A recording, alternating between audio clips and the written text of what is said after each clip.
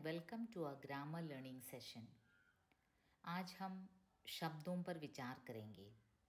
शब्द यानी वर्ड।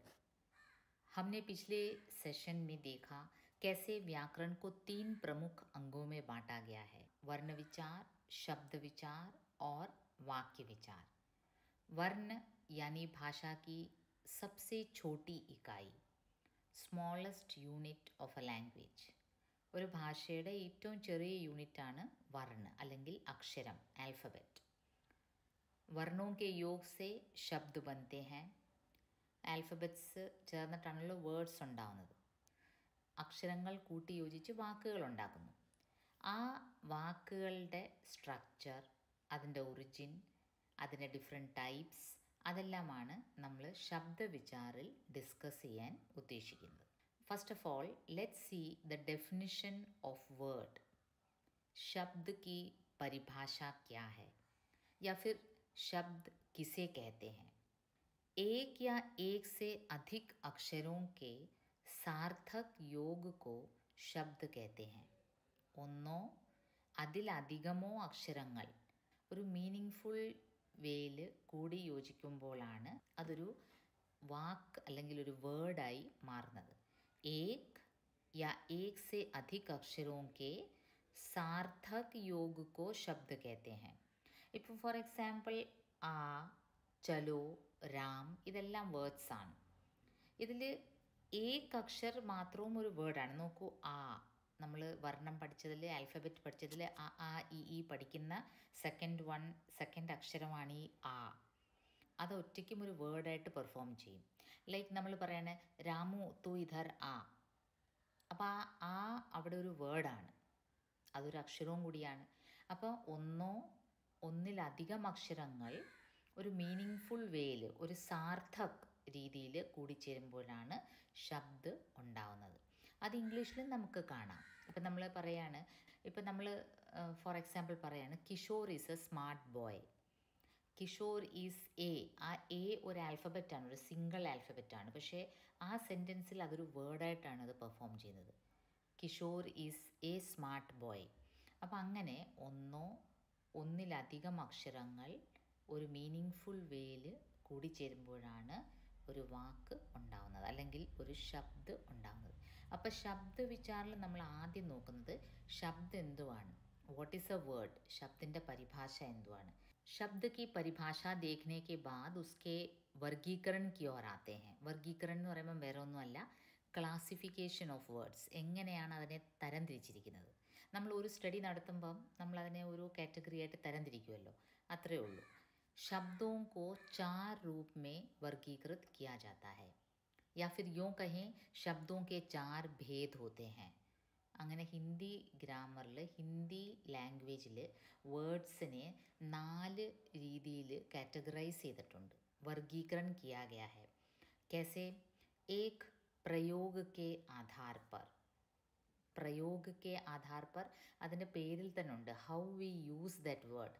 അതിനെ ബേസ് ചെയ്ത് നമ്മൾ എങ്ങനെ അതിനെ പ്രയോഗിക്കുന്നു, അതിനെ ബേസ് ചെയ്ത് വേർഡ്സിനെ നമ്മൾ ക്ലാസിഫൈ ചെയ്തിട്ടുണ്ട്.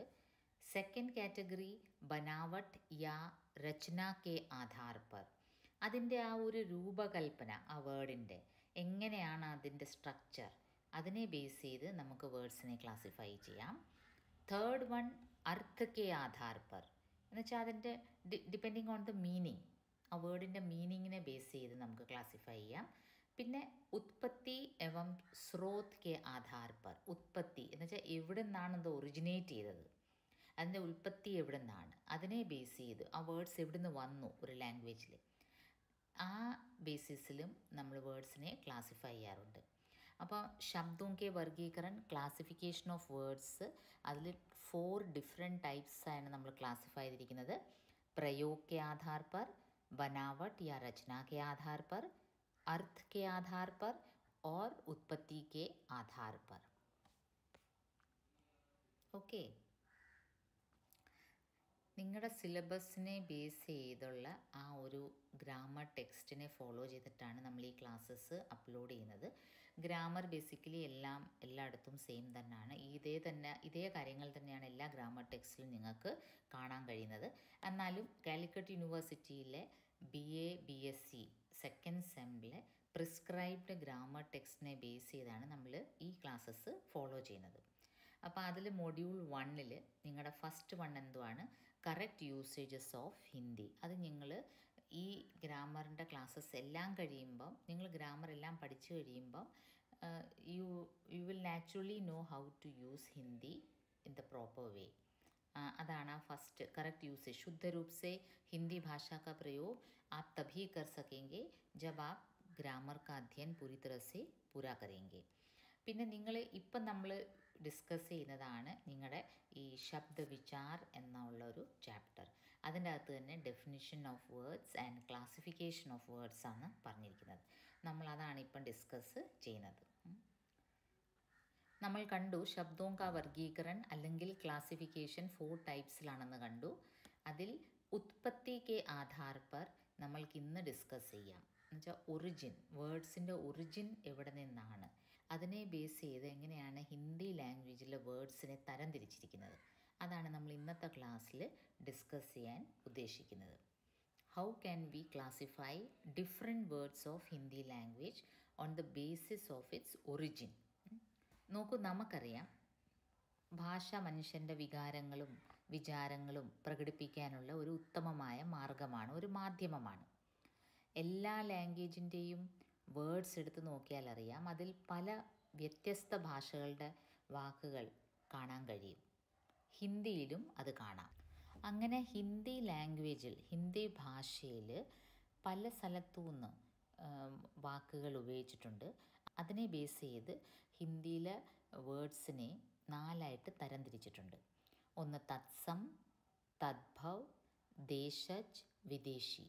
ഈ 4 ടൈപ്പിൽ ഹിന്ദി ലാംഗ്വേജസിലുള്ള വാക്കുകളെ തരംതിരിച്ചിട്ടുണ്ട്. നമുക്ക് ഓരോന്നായിട്ട് നോക്കാം. ഇത് നമ്മൾ ഉത്പത്തിയുടെ ബേസിസിലാണ് കേട്ടോ. ശബ്ദോं का वर्गीकरण ബേസ്ഡ് ഓൺ ഇറ്റ്സ് ഒറിജിൻ, എങ്ങനെ ഉത്ഭവിച്ചു, ഈ വാക്കുകൾ എങ്ങനെ വന്നു, അതിനെ ബേസ് ചെയ്തുള്ള ക്ലാസിഫിക്കേഷനിലാണ് ഈ 4 ടൈപ്സ് ഓഫ് വേർഡ്സ് നമ്മൾ ക്ലാസിഫൈ ചെയ്യുന്നത്. First one തത്സമാണ്.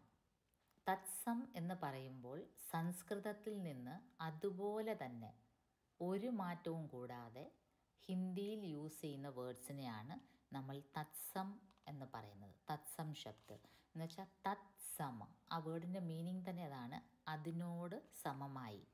ऐसे शब्द जिनकी उत्पत्ति संस्कृत भाषा में हुई और वे हिंदी भाषा में बिना किसी परिवर्तन के प्रयोग में आने लगे. അങ്ങനത്തെ വേർഡ്സിനെയാണ് തത്സം ശബ്ദം എന്ന് പറയുന്നത്. സംസ്കൃതത്തിൽ നിന്ന് കുറേ വാക്കുകൾ ഹിന്ദിയിൽ അതേപടി വന്നിട്ടുണ്ട്, ഒരു മാറ്റവും കൂടാതെ.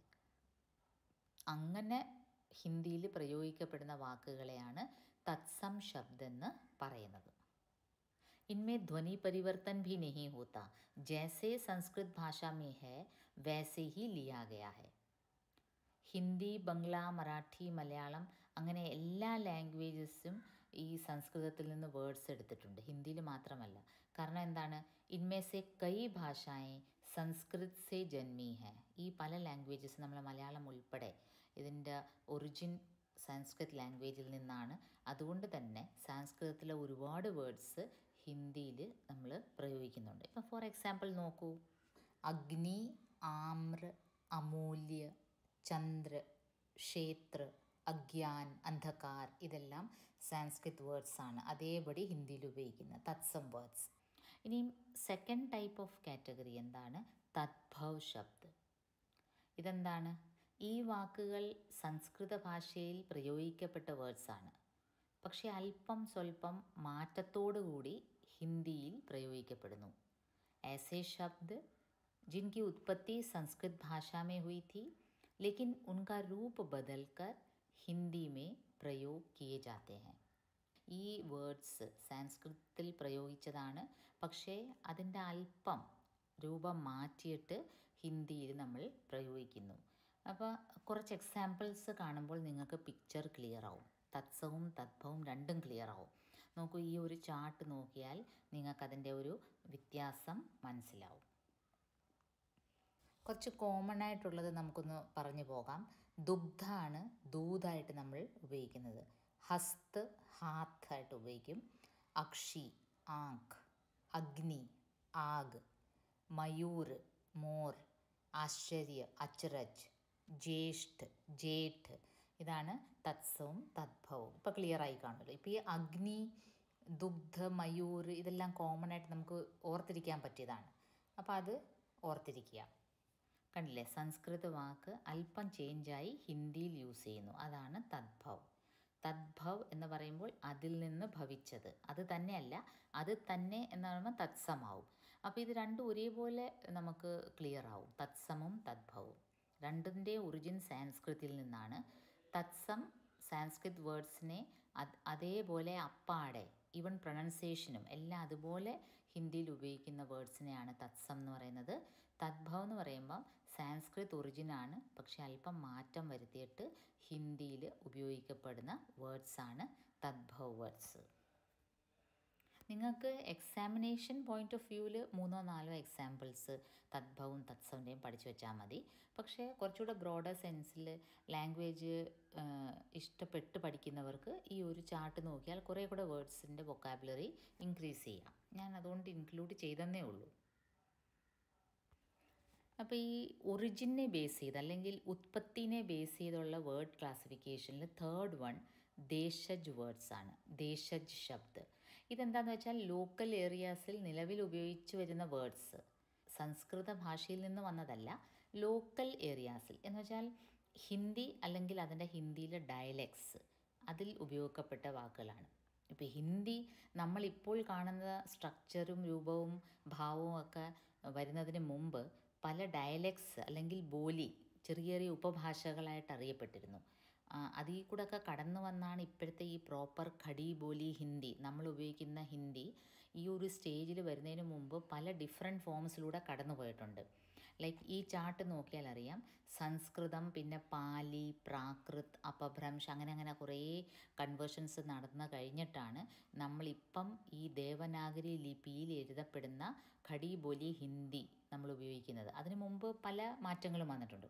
അപ്പോൾ ഈ ഒരു ഭാഷകളുടെ എല്ലാം പാലി, പ്രാകൃത്, അപഭ്രംശ് ഇത് നമ്മുടെ നാട്ടിൽ നിലനിന്ന ഭാഷകളാണ്. നോർത്ത് ഇന്ത്യയിൽ ഇപ്പോൾ നമ്മൾ ഹിന്ദിയെ പറ്റി സംസാരിക്കുന്നതുകൊണ്ട് സൗത്ത് ഇന്ത്യ മെൻഷൻ ചെയ്യുന്നില്ല. നോർത്തിൽ ഈ പാലി, പ്രാകൃത്, അപഭ്രംശ്, അതുപോലെ ഭോജ്പൂരി, രാജസ്ഥാനി, മൈഥിലി, ബ്രജ് അങ്ങനത്തെ പല ചെറിയ ചെറിയ ബോലികൾ, ഡയലക്ട്സ്, ചെറിയ ചെറിയ ലോക്കൽ ഏരിയാസിൽ ഉപയോഗിച്ചുകൊണ്ടിരുന്ന ഭാഷയുടെ പദങ്ങളും പലതും ഹിന്ദിയിൽ യൂസ് ചെയ്യുന്നുണ്ട്. അങ്ങനെ യൂസ് ചെയ്യുന്ന വേർഡ്സിനെയാണ് ദേശജ് ശബ്ദ് എന്ന് പറയുന്നത്. ഓക്കെ, ക്ലിയർ ആയല്ലോ. ദേശജ് എന്ന് പറയുമ്പോൾ സംസ്കൃതത്തിൽ നിന്ന് വന്നതല്ല, മറ്റ് ലോക്കൽ ഭാഷകളിൽ നിന്ന് ഹിന്ദിയിലേക്ക് വന്നുകൂടിയ ഭാഷകളെയാണ് നമ്മൾ ദേശജ് എന്ന് പറയുന്നത്. ഇനി ഈ കാറ്റഗറിയിൽ ഒരു ലാസ്റ്റ് വൺ ആണ് വിദേശി ഭാഷ. विदेशी भाषाओं से हिंदी में ज्यों के त्यों बिना किसी बदलाव के प्रयोग किए जाने वाले शब्द को विदेशी शब्द कहलाते हैं. വിദേശി എന്ന് കേൾക്കുമ്പോഴേ നമുക്കറിയാം ഫോറിൻ ലാംഗ്വേജിൽ നിന്ന് വന്ന വേർഡ്സാണ്. ഇപ്പോൾ ഫോറിൻ എന്ന് കേൾക്കുമ്പോൾ നമ്മുടെ മനസ്സിൽ പെട്ടെന്ന് വരിക ഇംഗ്ലീഷിൽ നിന്ന് ഹിന്ദിയിലേക്ക് വന്ന വേർഡ്സാണ്.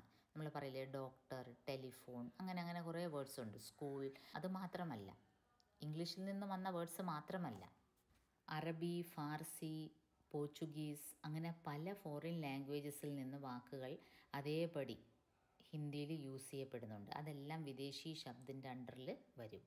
ക്ലിയർ ആയല്ലോ. ഇംഗ്ലീഷും ഉണ്ട് അതുപോലെ. ഇംഗ്ലീഷിൽ നിന്ന് നമ്മൾ ഹിന്ദിയിലേക്ക് ഉപയോഗിക്കുന്ന വേർഡ്സിൻ്റെ ഒരു ഗ്രൂപ്പ് ഓഫ് വേർഡ്സാണ്.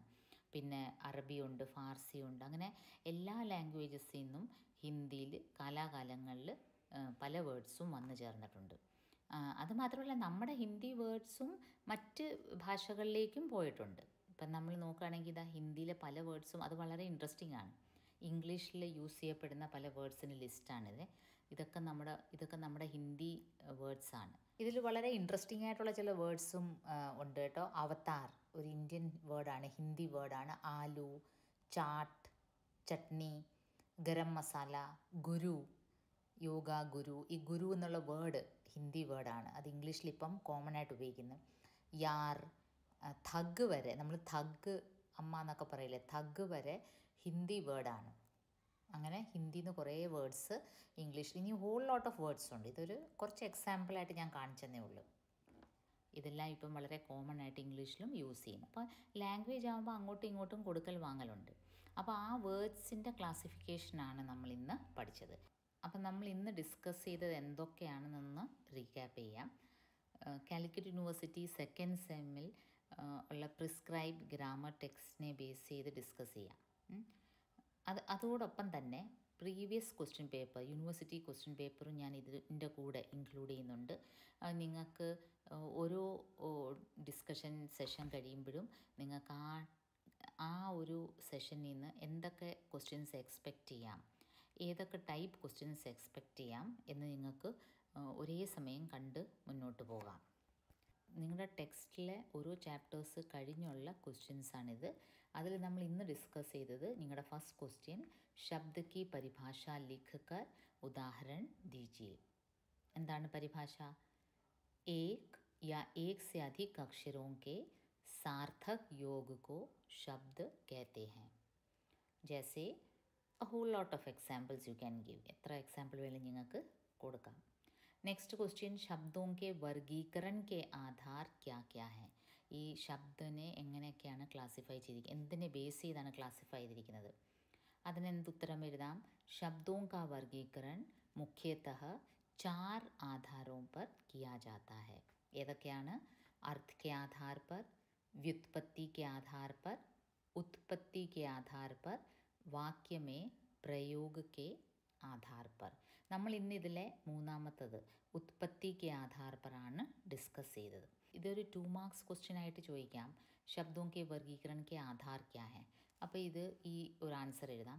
അതല്ല എങ്കിൽ ഇത് ഷോർട്ട് ആൻസറായിട്ട് ചോദിക്കാറുണ്ട് 5 മാർക്കിൻ്റെ. അതെന്ന് പറയുമ്പോൾ ഉത്പത്തി കെ ആധാർ പർ ശബ്ദോं का वर्गीकरण അങ്ങനെ ചോദിക്കുമ്പോൾ നമ്മൾ ഡിസ്കസ് ചെയ്ത ഉത്പത്തി കെ ആധാർ പർ തത്സം, തദ്ഭവ്, ദേശി, വിദേശി, ഇങ്ങനെ 4 കാറ്റഗറി ഉണ്ട്. അത് ഓരോന്നും എന്താണെന്ന് എഴുതണം. 5 മാർക്സ് ക്വസ്റ്റ്യൻ ആണെങ്കിൽ ഇലാബറേറ്റ് ആയിട്ട് എഴുതണം.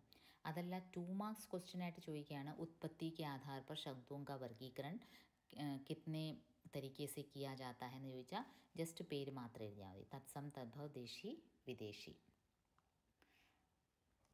റെഫറൻസിന് വേണ്ടി university question paper 2020 year 2020 university question paper റെഫറൻസിനായിട്ട് ഒപ്പം ചേർക്കുന്നുണ്ട്. आशा करती हूँ शब्द विचार पर हमारा ये जो सेशन था आपके लिए यूज़फुल रहा.